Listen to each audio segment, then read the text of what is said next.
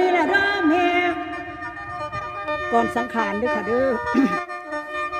อันธาตุขันธ์เนานี่คือธาตุที่ผสมกัน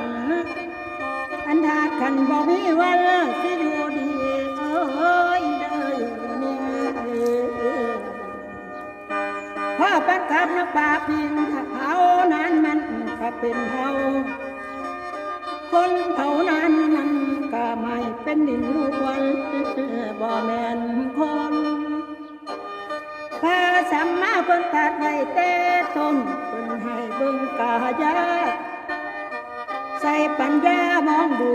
คันเบิ่งกายโอ้ยให้มันหู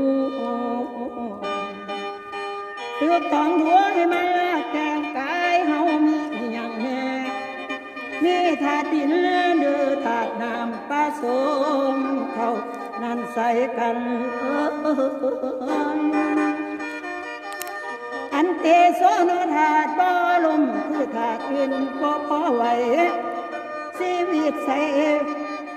โสภาบ่คุณมัวก็เป็นได้ชีวิตใส่บ่มีคุณ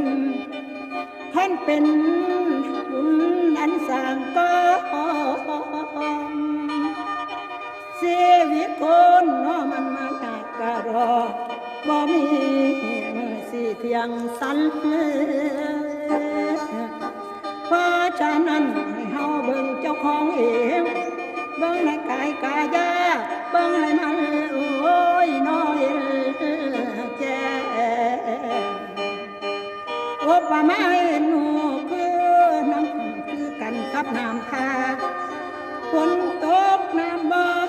แห้งโอ้ยขันงามแรงโอ้แม่นบ่มีโอ้ยขันงามแรง